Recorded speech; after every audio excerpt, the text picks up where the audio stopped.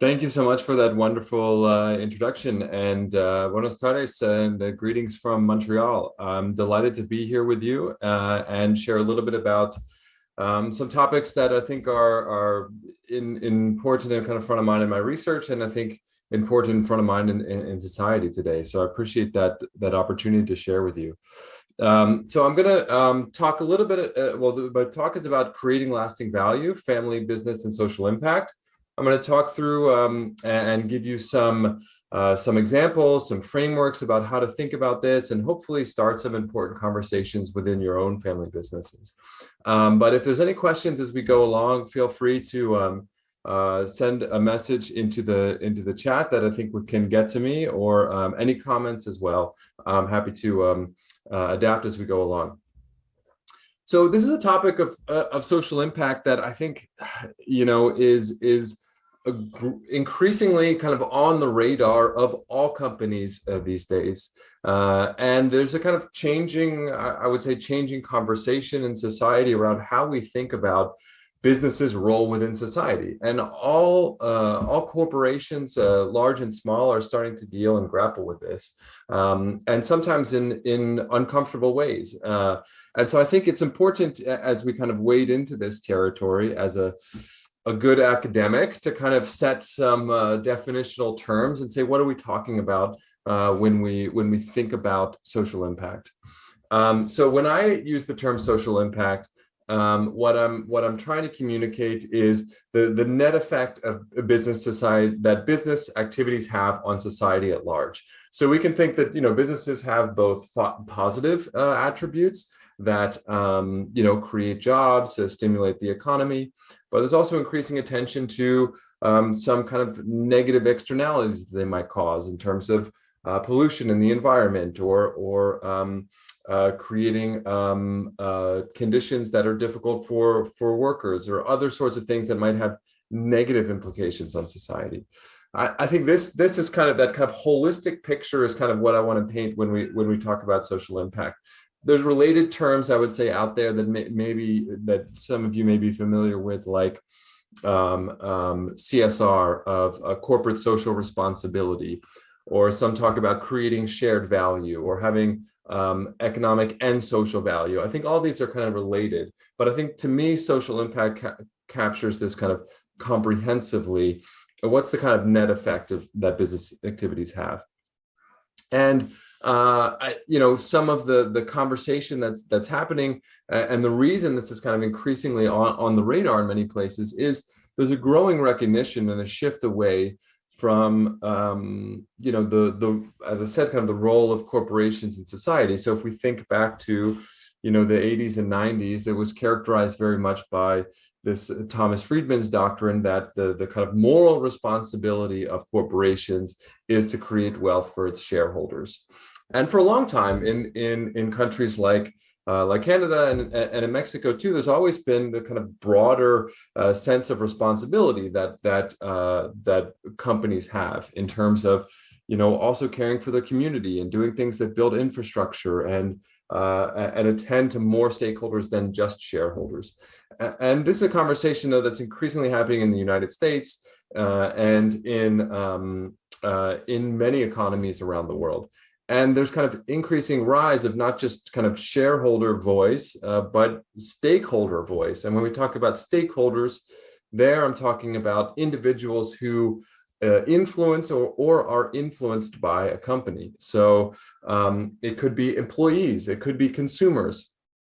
And you see this, you see, employees that are standing up to their company saying, we don't agree with some of the strategic decisions that you're making. Or you see consumers who are saying, creating demand for new markets of goods that are more socially responsible or environmentally friendly, or targeting and going after companies that are perceived as bad corporate citizens, and having negative impacts on society.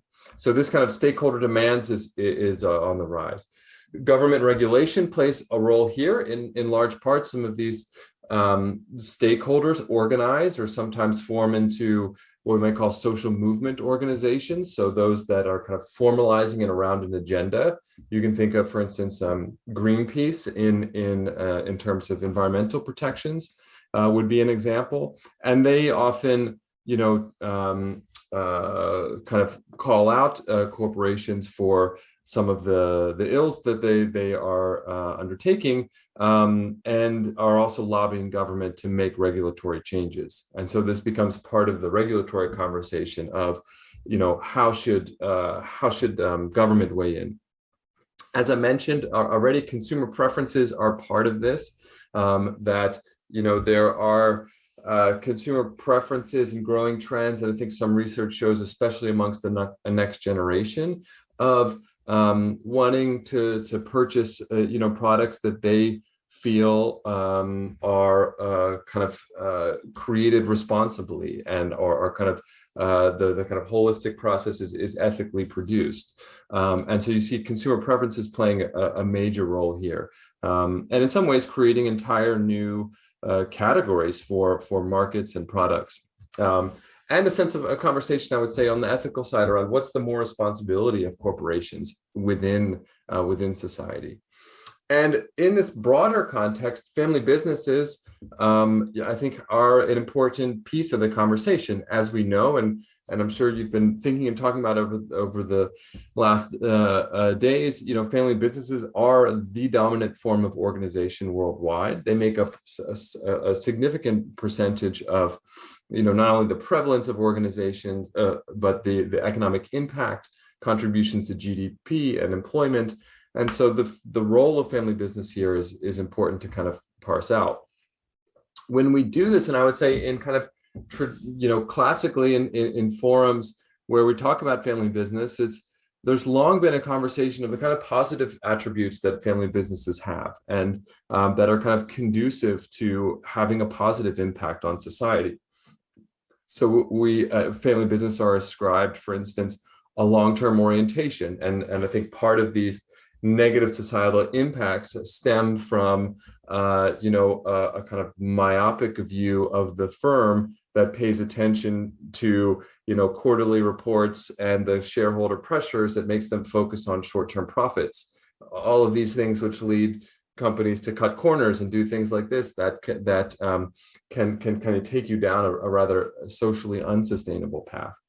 But family businesses have this kind of broader long-term vision. They also are kind of characterized as having a close connection to the communities in which they reside and live and have come from. And in many cases, there's plenty of examples of family businesses that have sponsored their kind of local youth clubs, that have created initiatives that have helped to feed those in hunger, or bring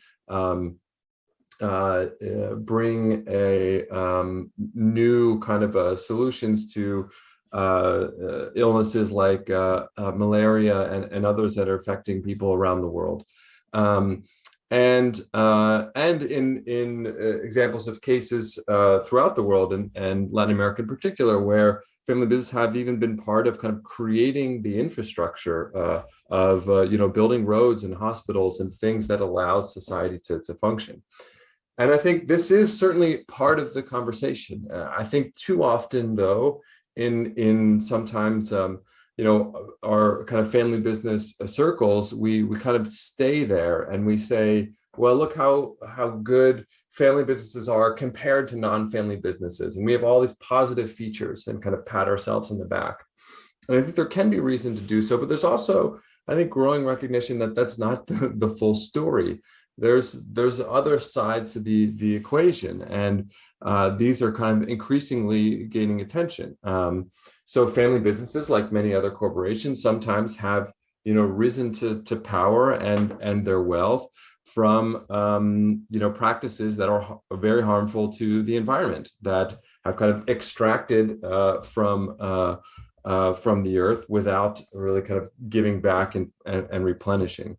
We also know from efforts like the kind of whistleblowers and the attention from the Panama Papers, for instance, and Paradise Papers since then, and others, that family business has been part of a growing trend that's not family business specific, but growing trend to offshore wealth into basically low tax jurisdictions. So hiding wealth offshore in a way to evade paying your fair share of taxes at home. This is something that is inextricably linked to growing levels of economic inequality as well, and seeing that families or some families of great wealth have kind of accumulated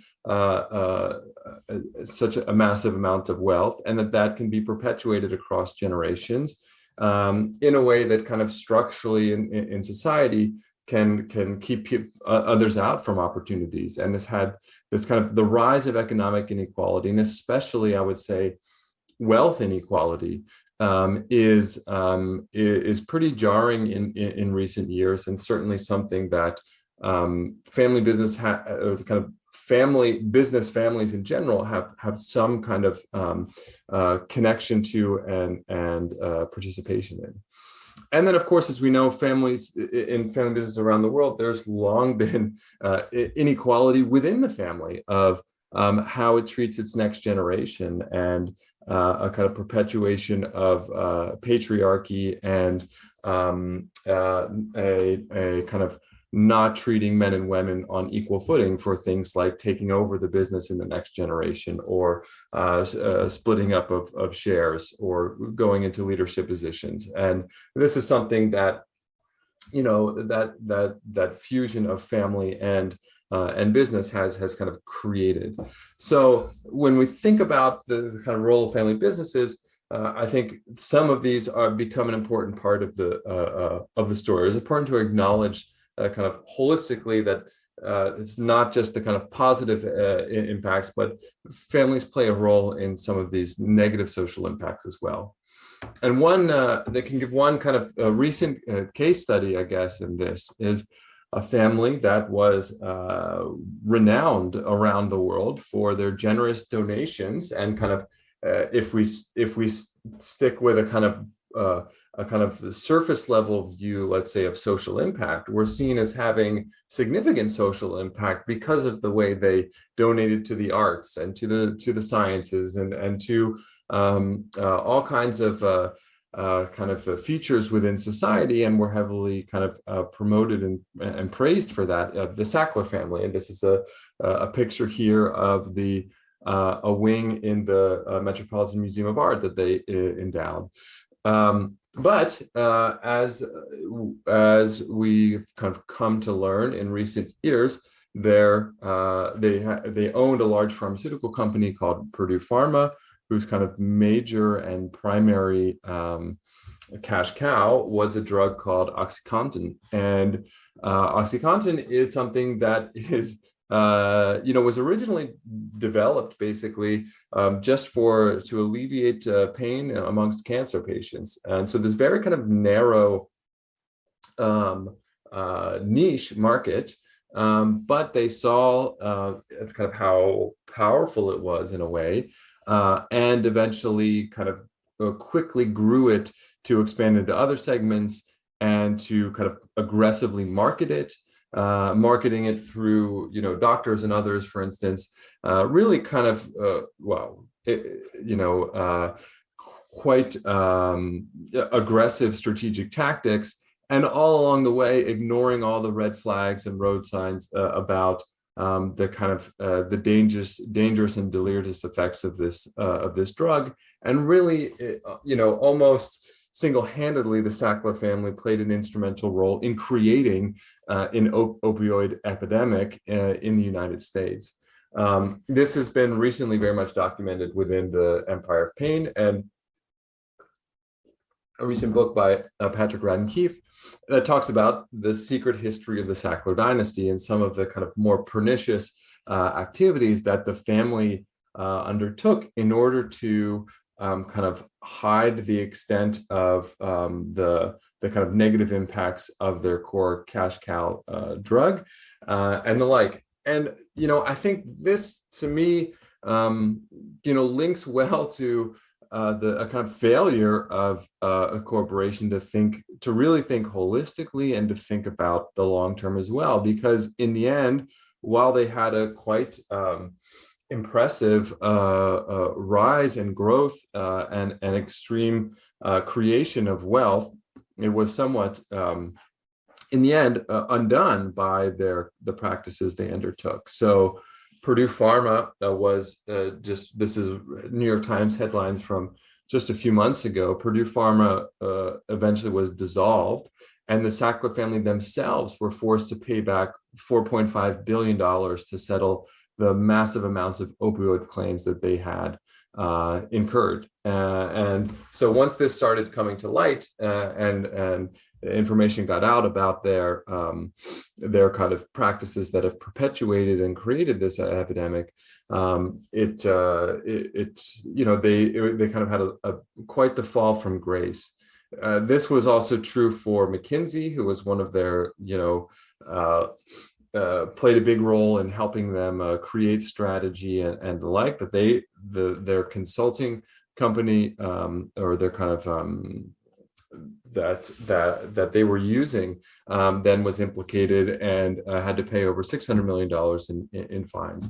And of course, this is not just a financial loss for the family. We know families care much about the kind of social and emotional value that's stored within the firm, and the kind of the value you get from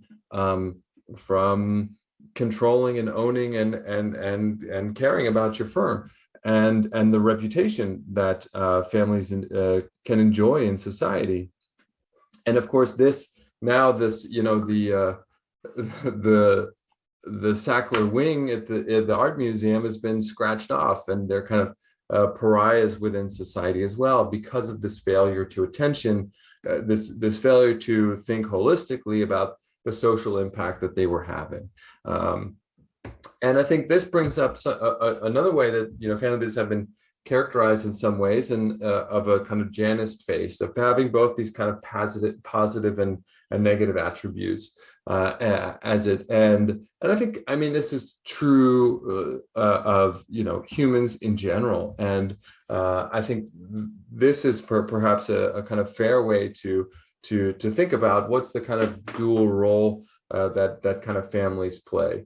And in that context, it's something I've been thinking about, that families have this kind of idiosyncratic capacity that can, when it works well, it works super well. And when things kind of devolve into family conflict and the like, it can be really a challenging environment to be in, to say the least. And we think about how they channel that into kind of economic activity as well as social activity and social impact. It can also go either way. And so how can families leverage their idiosyncratic capacity to be a force for good, to kind of take the issue of social impact seriously, and be kind of leaders in the way of what all of us are struggling with, is how do we create corporations and organizations that are more productive and responsible members in society. And so I kind of structuring this to think along this around 3 dimensions that I think are important and helpful to help us kind of tease out, what's the role of families here, and how can we provide some guidance in shaping in a positive direction. So the first is orientation. Why should families care about social impact, and what are some kind of postures that we see in how families approach social impact?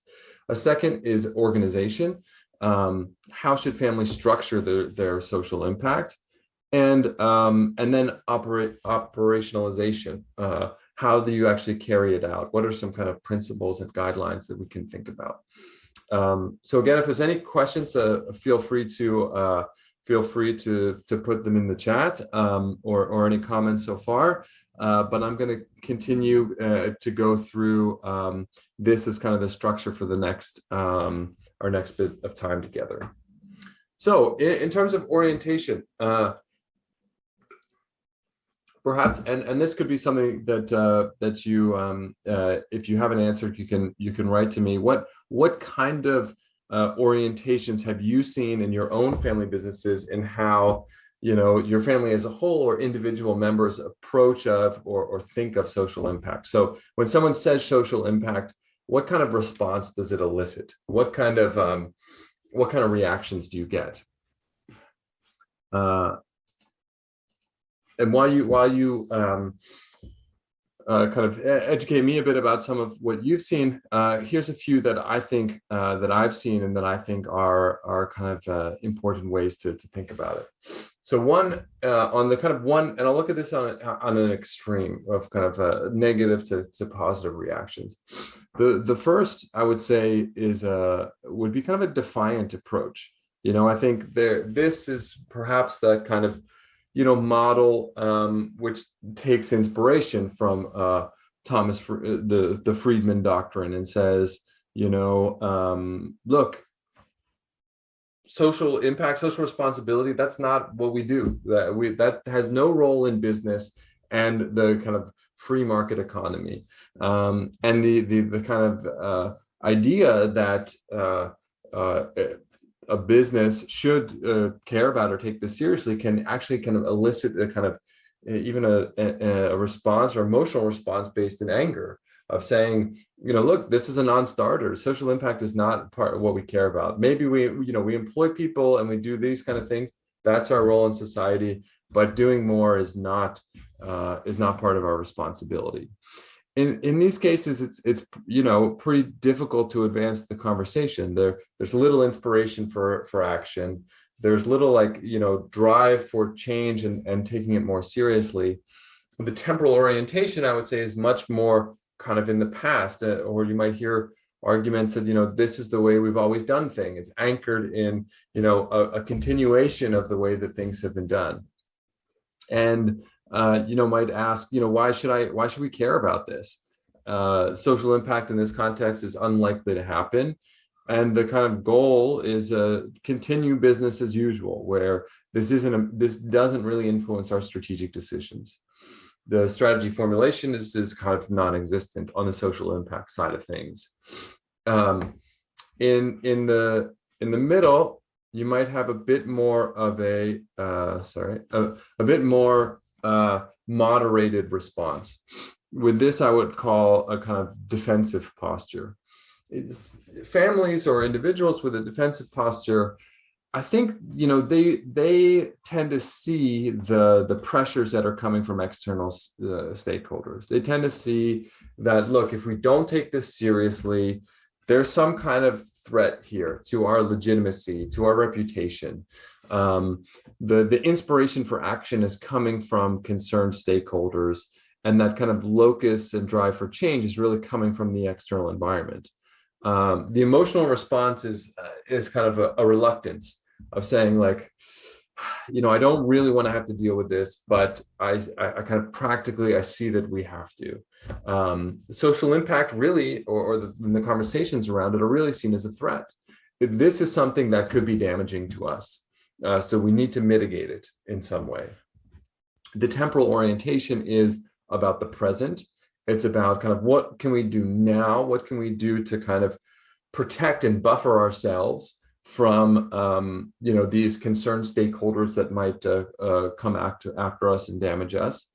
Where social impact is likely to happen is, in this case, I would argue, kind of separate from the firm. And we'll come back to the way this is kind of structured and set up, but that it's unlikely to be part of the kind of core part of the business. It's, you know, let's do some kind of philanthropy on the side. Let's do something that helps to kind of mitigate a bit and create some goodwill that might offset some of the negative attention that we're getting.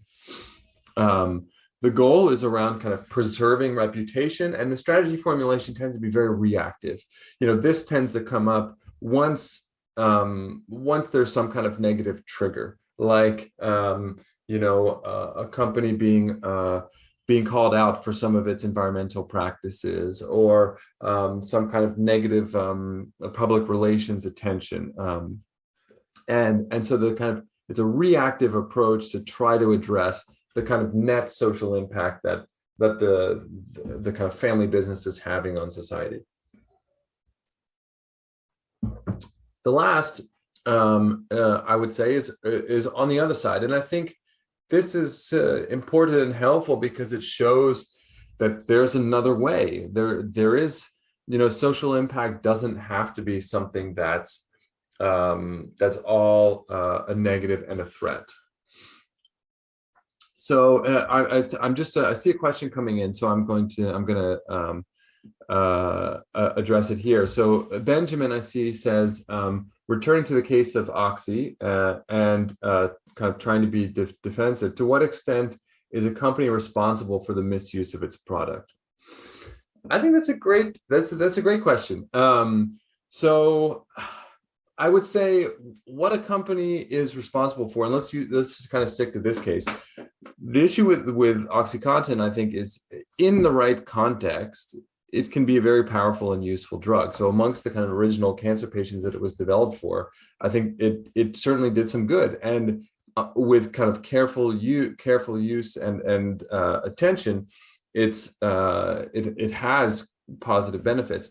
The problem, I would say, with them was twofold. One, they aggressively tried to, did things to maximize the way that Oxy got out in the world, and in fact, and to be candid, its kind of addictive properties. So they did things like, focus on these high dosage pills where you got kind of more of the drug. They targeted explicitly doctors who were the most frequent writers of prescriptions. So they would see, okay, who's writing the most prescriptions? How do we target these doctors that are kind of the weak link, but became kind of peddlers for their product? And then more directly to your point, they ignored the warning signs. So there was, quite early on, there started to be misuse of the product, meaning it kind of started to be kind of mainlined like other drugs, or it developed its own kind of street value that was being sold as other illicit drugs are, or as illicit drugs are.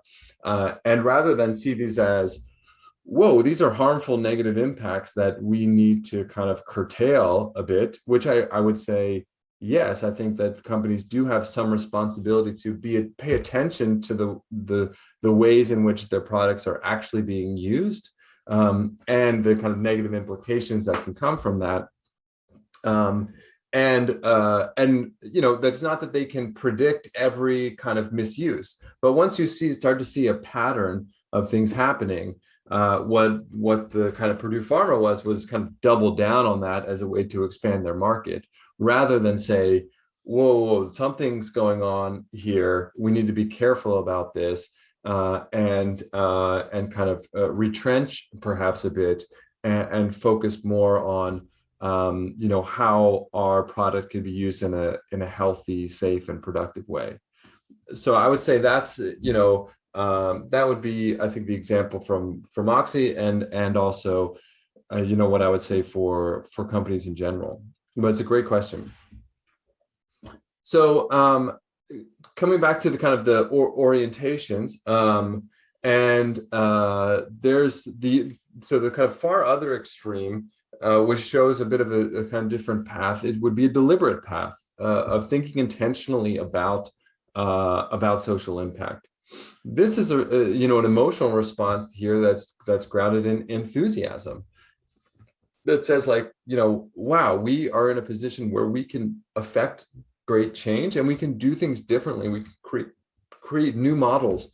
There's really an opportunity here for us to have social impact. The inspiration for action tends to be either driven from kind of values and a sense of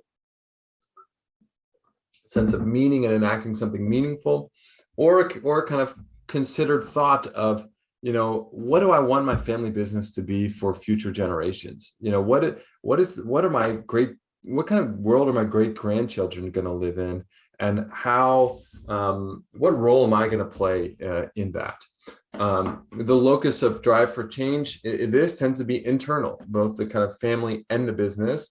I think we often tend to think of it, and there's some research that suggests that there is a kind of this can come from a next generation, and that there's kind of thinking towards the future. In these cases, social impact is really likely to happen. It's likely to be more integrated into the firm. It's not just the separation of, how we make our money and then how we give away our money and create good. And there's no relationship between them. It's thinking there has to be some kind of integration here. We can create social impact through our operational activities of our business. The goal is really to have,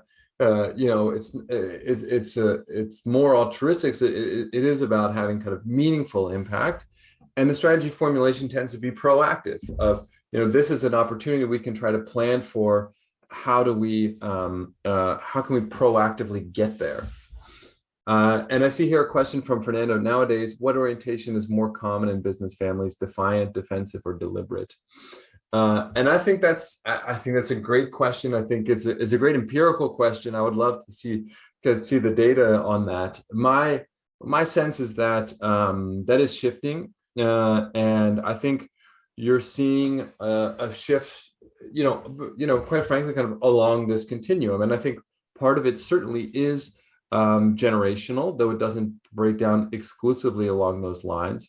But I think you have next generations that are socialized into a different way of seeing the world, that are coming to terms with, some of the negative impacts that have been done in the past, and concerned about not wanting to perpetuate those, and moving down that line of, well, this is something we certainly have to take seriously at a minimum. And you know what? It might even be an opportunity. There might be new markets that are created out of this. There might be new ways that we can develop models to kind of get excited about having social impact. So, I mean, perhaps that's my bias, because I teach a social entrepreneurship course at McGill, and so I see, in my students every semester, the next generation, some of which come from family businesses that are excited about fusing, social and economic impact together in a way that, they don't see it as necessarily being a trade-off. Whereas I think for others, there's still this sense that, like, well, it's either, doing good or doing well. It's either kind of profits or, some kind of CSR activity. And these are trade-offs. But I think the next generation more and more views that it doesn't have to be trade-offs. There can be real trade-offs in that, but it's not exclusively that. And so I think I would say, if I would say a trend over time, it's certainly becoming more deliberate. But great question. Okay, so there's some tensions in here, and I think we're just speaking to this a little bit. That there is this individual versus collective. So in Fernando's question, for instance, saying what's more common in a business family.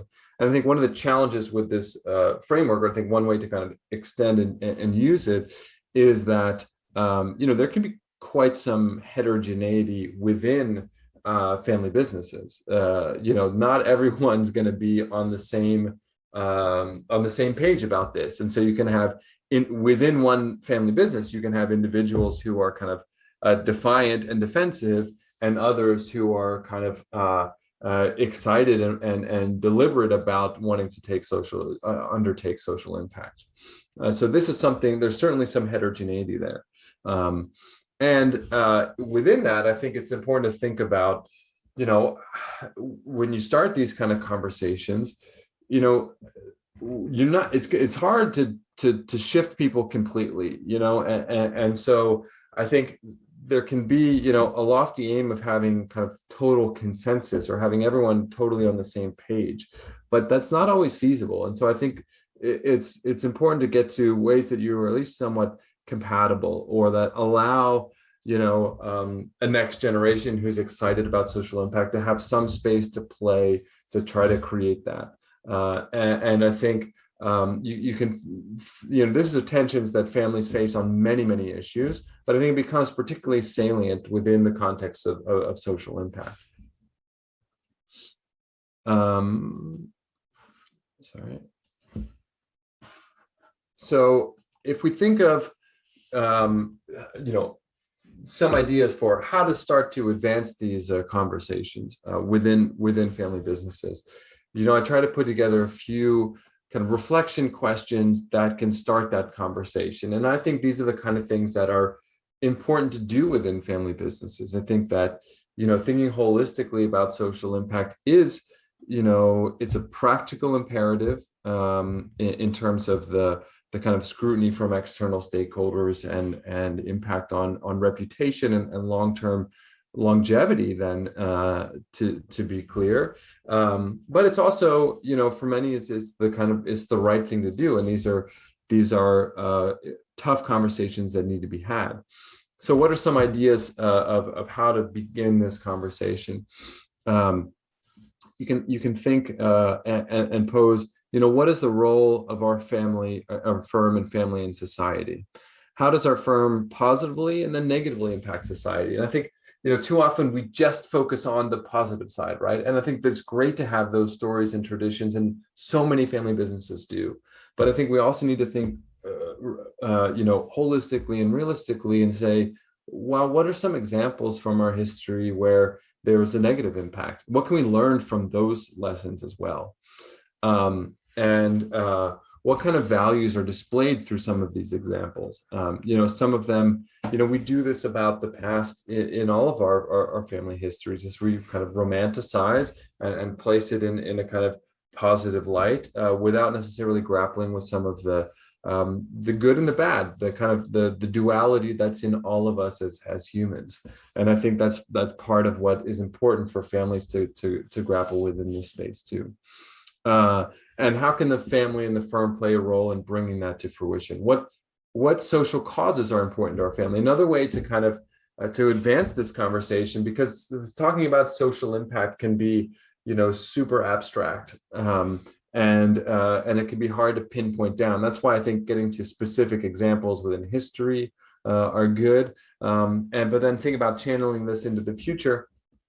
What do people really care about in this family? And even if you might find that, you might have broad disagreement on something like social impact or abstract terms like corporate social responsibility. But if you say, hey, I think our family should give money to, invest in finding a cure for this drug, you might find widespread consensus around that. Or, something that's important to me is, a refugee crisis, and maybe we can step up, and this could be an opportunity for the family to bond together to do something good for refugees. Or this is there's the kind of epidemic of a homeless population, and I think our family could play an important role in that.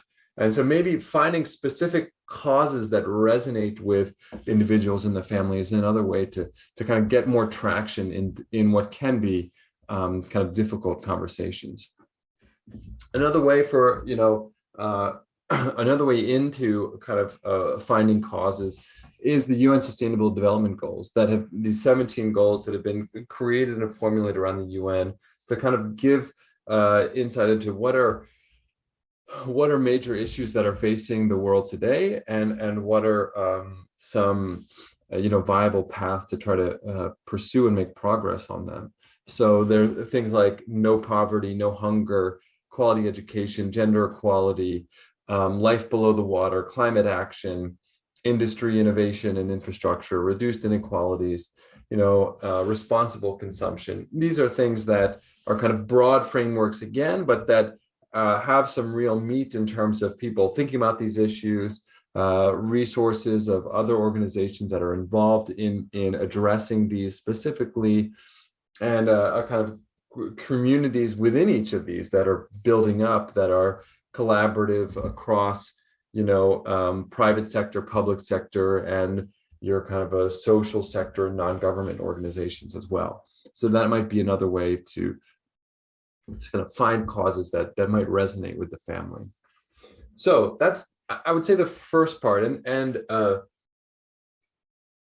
one of the hardest of kind of, how should we approach and think about social impact as a family? Once there's kind of a decision of, okay, well, this is something that we here's how how should we kind of incorporate and integrate social impact into what we do as a family business? And I put together this kind of 2x2 as a way to think through some of the options. So I put this along two dimensions of kind of impact involvement, meaning is it a more kind of, when we think about the role of the kind of focal actor, in this case, the channel, the business, or the family, is it a more passive role of a kind of more hands-off, and we will write some checks and let other people do the work, or is it more of an active role of how do I really invest my time and energy and expertise into this? It's not to cast judgment on that. There are good reasons why you might have passive involvement. For instance, developing drugs to cure new diseases. It's unlikely that many families will have the kind of expertise to do that, though it might be a very worthy kind of a social impact initiative. But it's a way to kind of think about, what do we want to do and undertake as a family? I'm just going to turn to another question here that says, business families have been concerned about children not deciding to join the business. What type of trends are you seeing when it comes to their family values aligned to social impact? I think that this is, I would say, this is another really important point of, how does the next generation fit into what the family business is and what they do. And I think I certainly hear this often about next generation that may not want to, or doesn't have interest in going into the business. I mean, I think that needs to be taken on a case-by-case basis to understand what the rationale is and what it is. Sometimes it's, I see it on an entrepreneurial side sometimes of, I want to do my own thing. I don't want to just like build off the family legacy or I want to create my own identity. Or it could be, I want to go into, this kind of high-tech space and not into whatever the boring industry that my family's in. That can happen. But I think you're right to point out that it also, social impact plays an important role in this too. And I think sometimes it can be wanting to distance yourselves from kind of,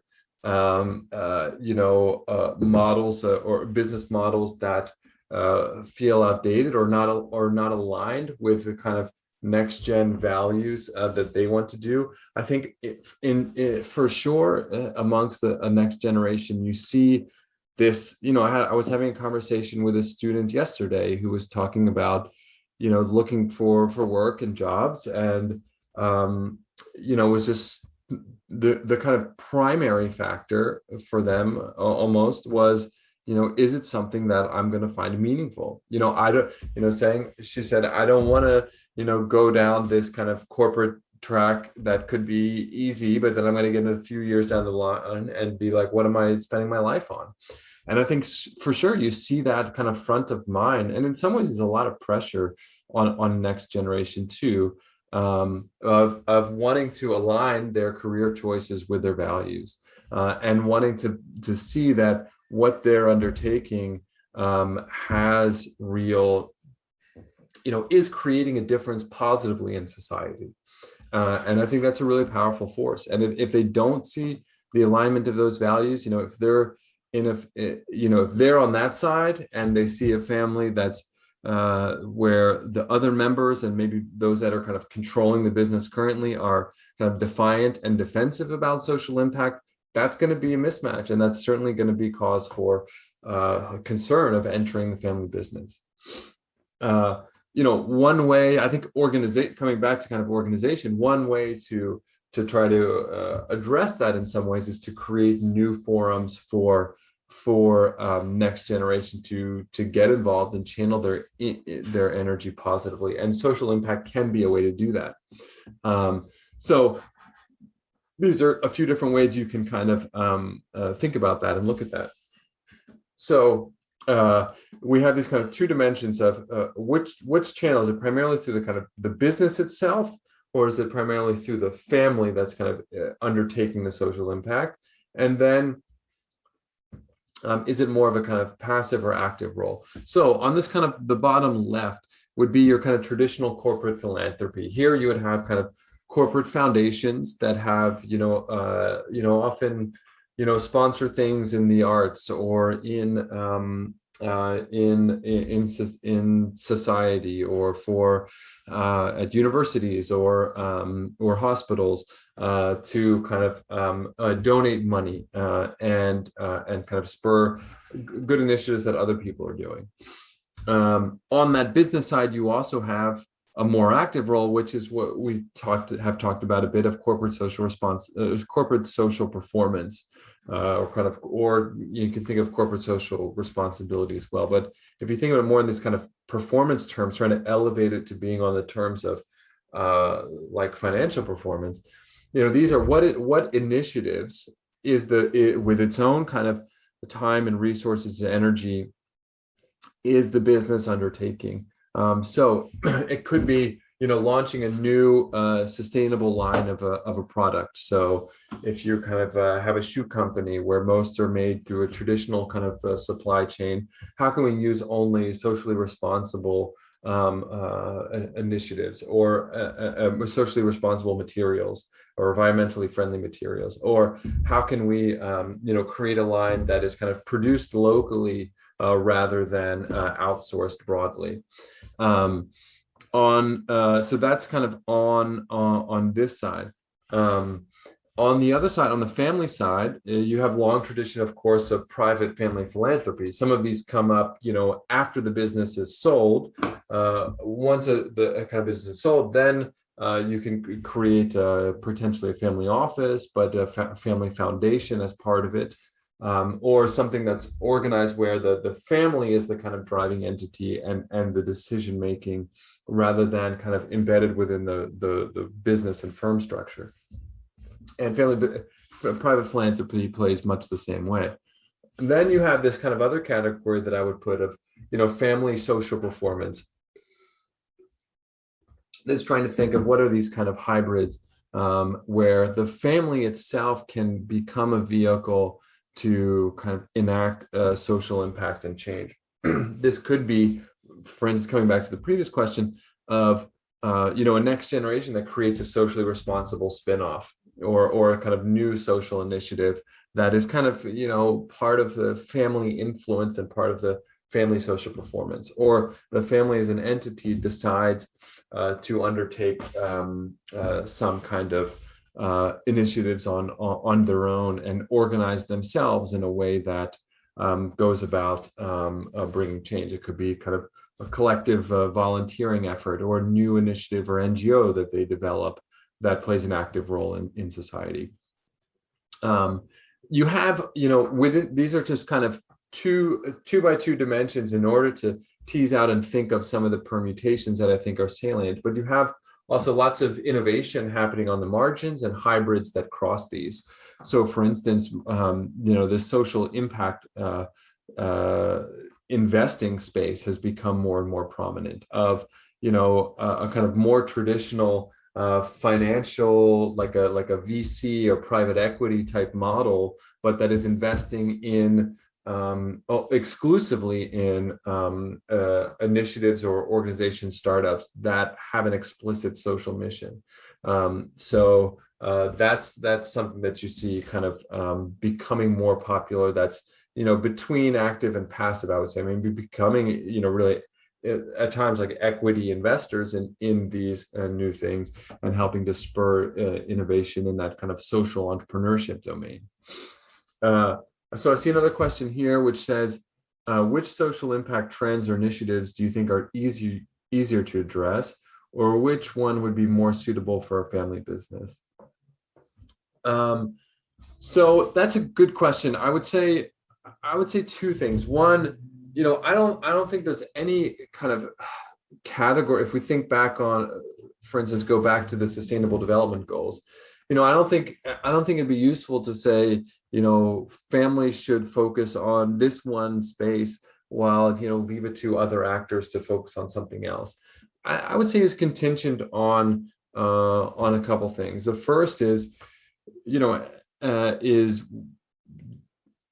what's the kind of family passionate about, and what do they care about? What can you build some momentum around within your family in order to enact positive social change?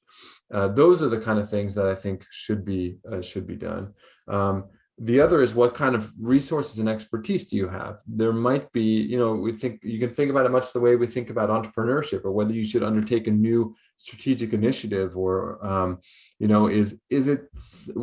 which of these areas are kind of close to the core competencies, or the competencies, expertise of families, in a way that they have something positive to bring and bear, that they could have a positive impact in this domain. And so I think that would be the way to think about it. I don't know that, any one or other is easier. As we know, family business are spread across so many different domains and industries and areas of expertise. And I would channel that kind of expertise, as well as passion and outlets into social impact initiatives that would do good. And I think from a practical standpoint, as I mentioned earlier, there's often this heterogeneity within family businesses. So focus on issues that can get broad appeal within the family, that can build some consensus and be a kind of positive and cohesive force in bringing people together. I think can be a really powerful one for families that channel it that way. So back to the thanks for the questions. Please keep them coming. It's all been really great.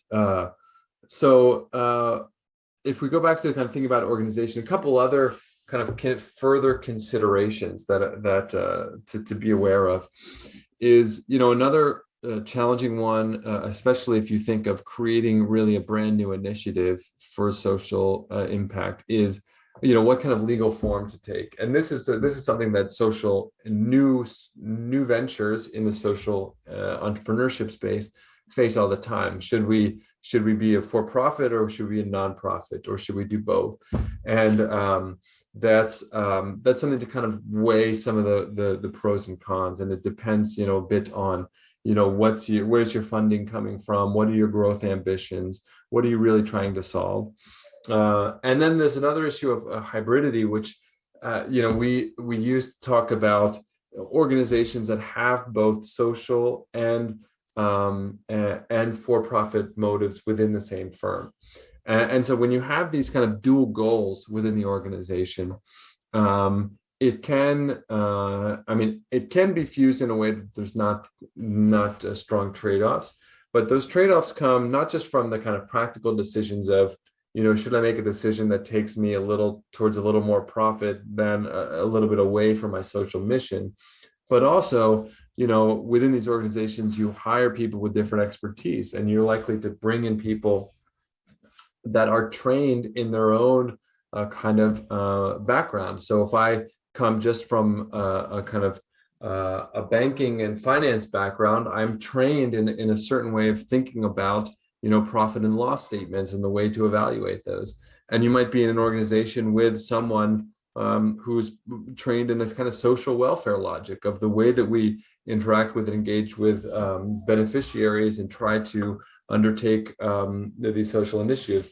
These different logics, the kind of a social logic and a maybe more commercial logic, can sometimes come into conflict within the organization. And this has kind of important implications for things like HR practices and of who you decide to hire, how you socialize those new hires in a way that allows them to blend and bring together both kind of social and financial performance, to kind of merge and marry them in a way that can be productive and not destructive. Okay, so we've talked about orientation. We've talked about then how to organize this. Then where the rubber meets the road is the operationalization. How do you really carry these out? And for these, I think it's very much, of course, a case-by-case basis. But what I tried to put together is a set of kind of principles or tenets that I think are important to reflect on and think about as you go towards undertaking social initiatives within your family businesses, as you have these conversations. And the first is consistency. And this comes back to what I would say, what we talked about in the beginning of defining a social impact, is thinking that that social impact is the kind of net effect of the positive and negative that family businesses have on society. And I'll share with you an example, because there was a great one recently, another New York Times article from a family behind the Nathan Cummings Foundation that decided, basically 4 years ago, they decided to invest more in the endowment of social justice causes. And then they commissioned kind of a report to do a kind of, to analyze the impact of what they've been doing and to kind of critically self-reflect on this. And the way they talk about, so they were primarily, I would say, liquid family that kind of had investments, but investments that were broadly distributed across many different sectors. And they have a foundation that was out writing grants and donating money. And a kind of powerful quote from one of the next generations, they said, and this is, once we kind of analyzed this and thought about it holistically, we could see, like, here's how we're making our money through our investments. And here's, how we're spending our money if we're writing our checks and giving to philanthropy. And they saw this kind of inconsistency that was happening there and said, why would we want to be killing the whales with our investments while trying to save them with our grant making? So that even the way their money was invested in one way was having all these negative impacts, or on the other hand, they're then trying to kind of remedy that after the fact with their grant making. And this led them to really think more about, what are some practical steps that we can do to be more consistent? And here are the steps that they undertook. First is divesting from companies that were causing harm to the people or planet. Increasingly, you have, for stocks and otherwise, these kind of ESG ratings or of environment, social, and governance ratings to look at what are kind of more socially responsible investments. And we can at least, and others, other stocks could be characterized as these kind of, sin stocks like cigarettes, or, companies that are really kind of extracting and causing environmental harm. And they said, look, we want to get out of that. We need to get out of this completely. And then, so that's the kind of divest. Then invest in companies that benefit a broad range of stakeholders and help solve systemic challenges. So let's think intentionally about companies that are being formed and developed as a way to create good in society, and not just kind of create this minor changes, but really have broader systemic to solve systemic issues. On this, a few things that help is there's a kind of growing certification movement of B Corps. I don't know if any of you have heard of B corporations or benefit corporations, which has become basically a certification for companies that become certified B Corp. So in the same way that you might get produce that's certified fair trade, this is a certification on a kind of organization and firm level that says that what the B Corp Foundation does is they analyze companies according to many different dimensions to see how they're kind of socially responsible they are in their supply chain, in their HR practices, in all kinds of dimensions. And if they qualify to a certain level, they become kind of certified B Corp.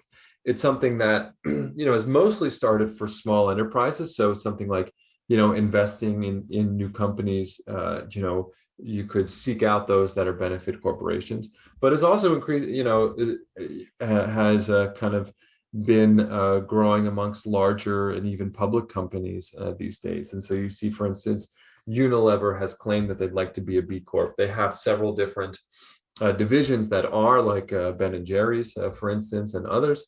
But this is a kind of movement that you're seeing, and I mention that because that's a challenge you have in this space, is trying to evaluate what really is a company that that is making meaningful social impact. What that's not just kind of greenwashing or kind of having these kind of social impact claims that don't really come into fruition, and B Corp is one way to help separate the wheat from the chaff there.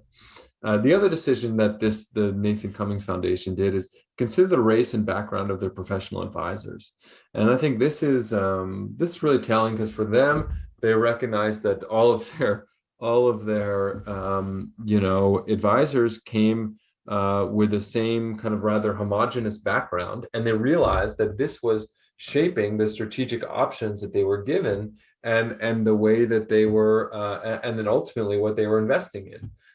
And so they started to diversify it up, and they said, we need to have more women who are part of our professional advisors, and that's going to shake things up and change the kind of composition of the solutions and alternatives that they're providing to me, and having people from different ethnic backgrounds as well, that are part of their kind of the advisors that work with them.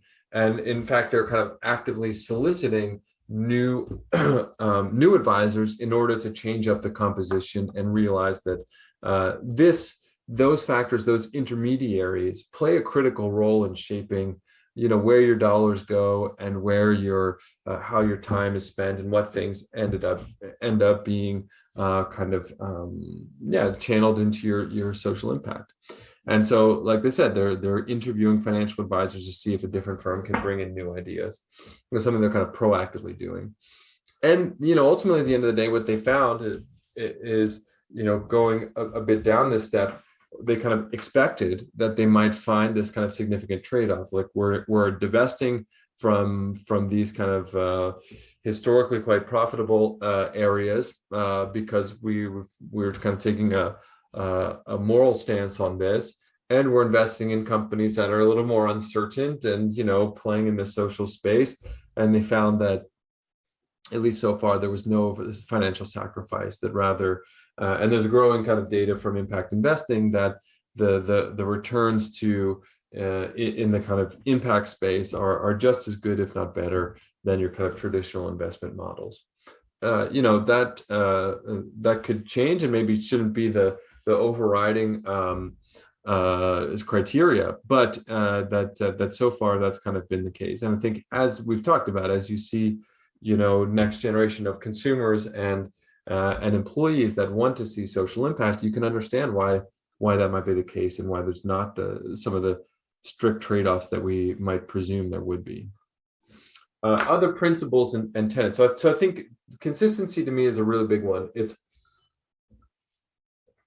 about getting away from that dichotomy of, how we make our money is one thing, and how we spend our money and do good in the world is another, and saying those things are inextricably linked. We have to consider them together. And this can lead to some really tough challenges.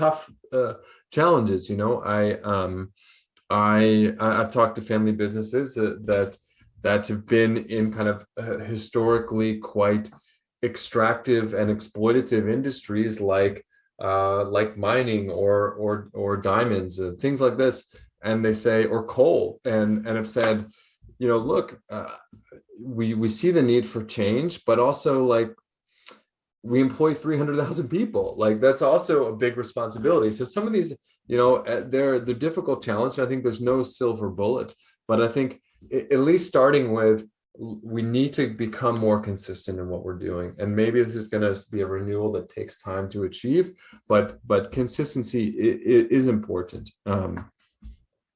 Another is empathy. When you think about, what kind of social initiatives you want to undertake and engage in, I think too often what we see in the kind of social impact space is just a jump to do something without really fully understanding the nature of the problem. And this can create all kinds of challenges, what's become popular in this area is taking an approach called design thinking. Some of you might be familiar with a kind of design thinking approach, which is used in many different contexts, but the idea is to be kind of user or consumer centric in the way you start. And the very first step is empathy.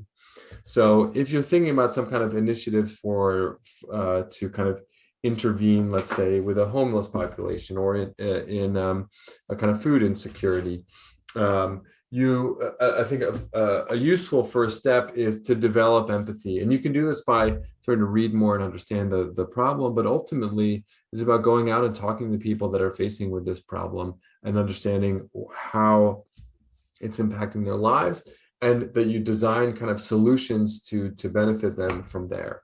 And a kind of personal connection of seeing, walking a mile in someone else's shoes, seeing the kind of challenges that they live with and have.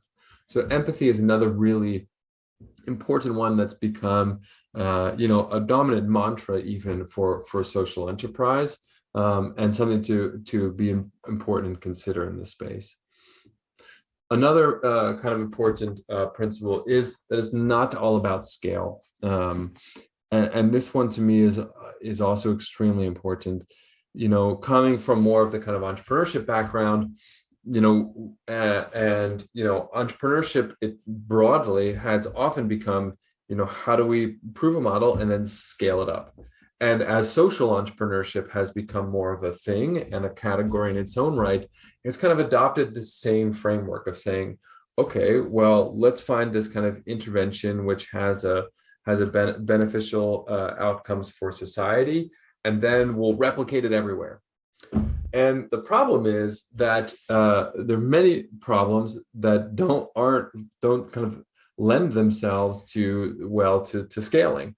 That there are kind of problems that are around not just the quantity of the problem, but the quality, or focusing on a local issue that needs to be addressed. And really the problems and factors that are causing that local problem are pretty idiosyncratic to that specific area.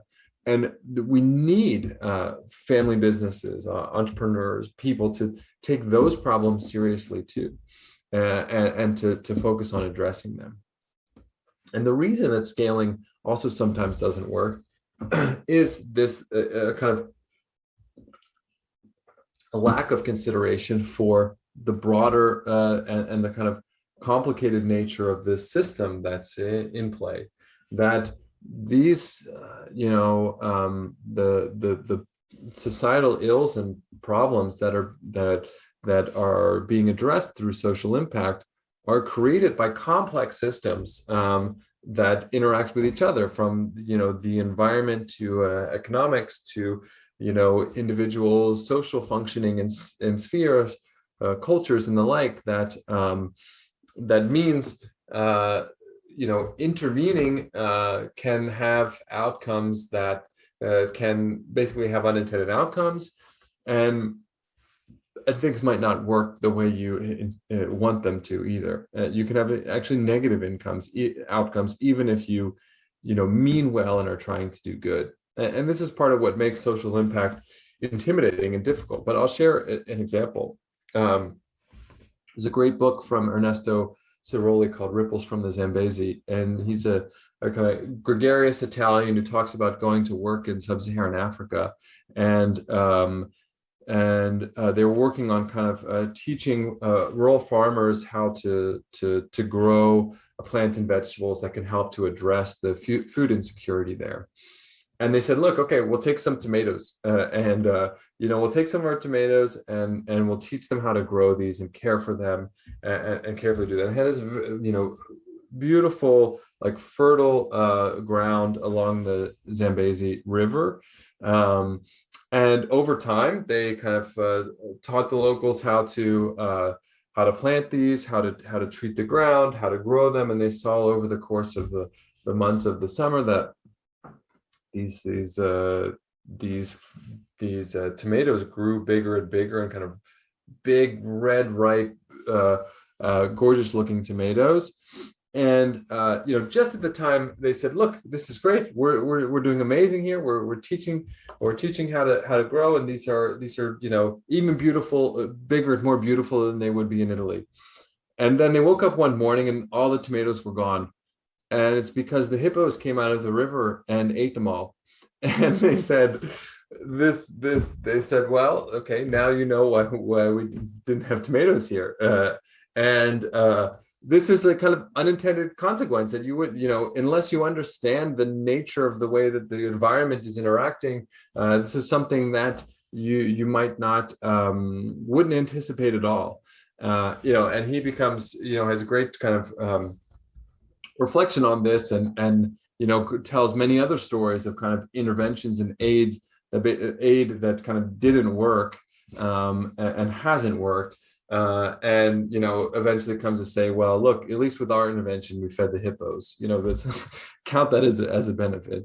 And so I think this just is a practical example of understanding the kind of systemic interactions that exist, and especially when you're intervening in things with deeply embedded and very different from our own kind of cultures and ways of thinking and acting that kind of are inextricably linked in some way.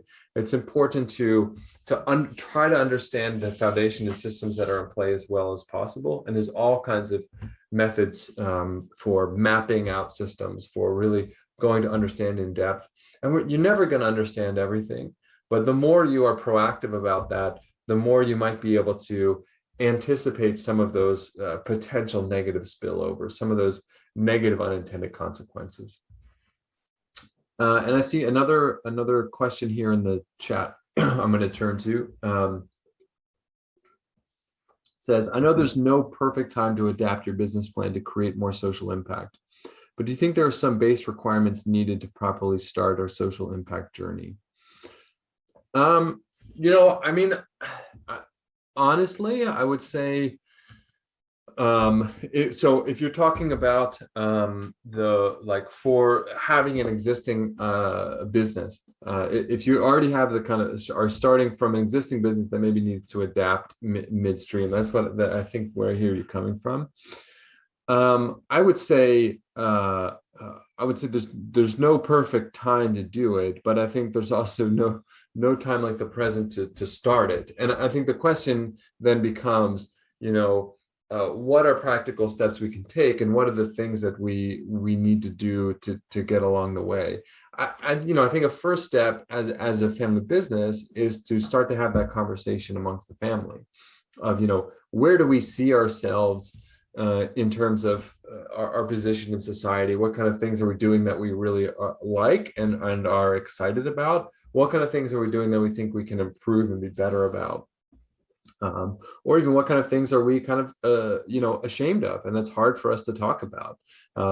Starting that conversations help you tease out and kind of get a sense of kind of evaluating where you are. So I think a base requirement is certainly a kind of a critical self-reflection as a way to kind of think about it. And then it becomes a question of, okay, well, what kind of things can we do to address this? And I think that requires some careful conversation over time. That is, a mix of what are the kind of initiatives from individuals that are willing to carry that out. What do we think is kind of practically feasible, and what do we think what are things that are kind of ethically and morally responsible to us, or that align with our values? And so I think tapping into those elements are really the kind of base requirements to get you started on your journey. I hope that helps to answer it, but it's a great question. And I think, as you think about going on this journey, what I think some of these tenets I hope are indicating a bit is that some of what needs to be done is not just a kind of jumping to action. There needs to be critical self-reflection and social impact. And I realize this more and more the more I'm involved in this space. It's not easy. So it's not just like a quick fix that like, oh, we have to do this, so boom, let's do it. Doing it well and doing it meaningfully in a way that really does create the good that is intended is really hard stuff. And it's hard because of reasons like this, that it's difficult to scale up solutions, that systems are really inextricably intertwined, and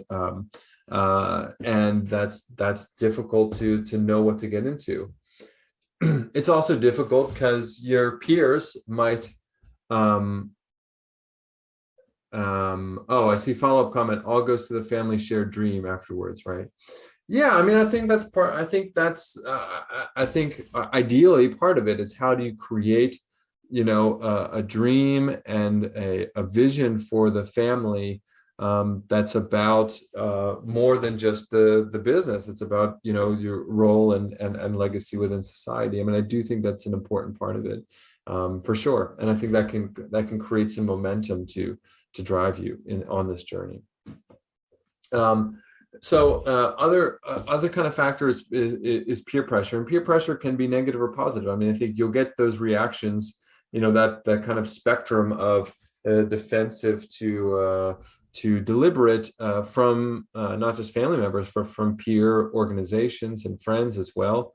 And I think you can part of that can be a challenge to face, and part of it can be flipping it on its head and saying, well, how can I be bold in what I'm doing, and also be a voice for change amongst my peers, and it kind of exert the influence I have in order to create more momentum amongst other family businesses as well. So be vocal about your social impact goals as you form them. Be kind of clear that this is what we're doing. Organizations like, Unilever had a kind of has a brand called Life Buoy, a soap brand, and they set goals to kind of increase dramatically their financial performance, but at the same time to increase the kind of number of people that they addressed and households that they reached. And they had this very explicit social impact goal that was baked into their plan, and they audited those social goals. And so I think being clear about those and measuring them is important, and be vocal about them with others. In doing this, and this is an issue in social entrepreneurship space, and families talking about, of anyone, that there's, of course, a great, temptation to talk about all the great things that we're doing. But it's super important to also be candid about the process and the struggles. And like I said, if you're realistic, you realize that social impact is not easy. It's important to talk about those so that we can learn from each other and learn about those failures that go wrong, the kind of hippos coming out of the river to eat the tomatoes, kind of a big embarrassment for, investing in an initiative like that, but something that's super important to learn and adapt from. Encourage your peers' bold decisions and challenge your peers to do better when you need. I mean, you can create this kind of positive peer pressure amongst the individuals as well. And the last, and I would say, one of the most difficult, one of the reasons that true social impact is the most difficult, is that I think, on the grand scheme of things, when it's really done well, and these issues of social impact are about creating broader and systemic change. And the reality is that for many of us, and I include myself, that have benefited from the status quo, have benefited unfairly from the status quo, that have built up a certain amount of wealth, power, and influence that have made us, quite privileged. And that's something that's super difficult to give up, and super difficult to think about, in society. I've benefited from some of these imbalances, or even contributing to perpetuating inequities. And the kind of proper social impact really creates some redressing of that. There are these kind of critical perspectives now that are coming out that are important to be aware of, and I think tap into totally fair points about the kind of growth of social impact, especially conversations of social impact, especially in elite circles. So Anand wrote this book, Winner Take All, The Elite Charade of Changing the World. And this is a kind of picture and quote from a review of, meet the changing agents who are enabling inequality. And it's quite critical of, the big kind of fancy conversation in Davos, where people fly in on their private jets to talk about the climate crisis, and the kind of the natural hypocrisy in something like that, as well as realizing that the core problem, or a core problem, is that to really enact social change, it requires some kind of undermining of privilege, and it can't just be that elite actors in society are the ones that are advancing all the solutions, because they don't have all the answers, and it could just be kind of reproducing what's already created a quite unequal society. So the way to kind of help to address that, or to think about it, is to be candid about that, and to think of ways that solutions that ultimately are painful or difficult to do. In that example, not flying a private jet to Davos, to think of ways that might actually kind of make you feel a little bit less comfortable, but might be in the best interest of society as a whole. So be bold to engage with, rather than distance yourself from societal ills that you're kind of complicit in, or help to perpetuate. And I think we're all, kidding ourselves if we don't think that there are societal ills that we do perpetuate, because we do. Advancing solutions that don't benefit you, but rather redistribute wealth, power, and influence to others. And I'll share a couple examples. One first, kind of on a corporate level, there's a great HBR article from Miriam Sidibe, who also wrote a book called Brands on a Mission. And she was at Unilever for a long time, and now has started this organization. And she talks about ways that brands in particular can kind of tap into it and have positive impact in society. She used an example from this of Carling Black Label, which is a beer in South Africa, and they've faced quite a lot of critiques over the years for the way they've been almost exploitative of kind of poor populations in South Africa in some of their marketing practices and otherwise. But they just took a really bold step to create an initiative called No Excuses for women abuse, to counter the massive problem of gendered violence within their society and within South Africa. And they said, this is, for a beer company, this is a problem that they have been directly implicated in and perpetuated because their clients or customers who drink a lot of beer are then have been more likely to perpetuate domestic violence or commit domestic violence.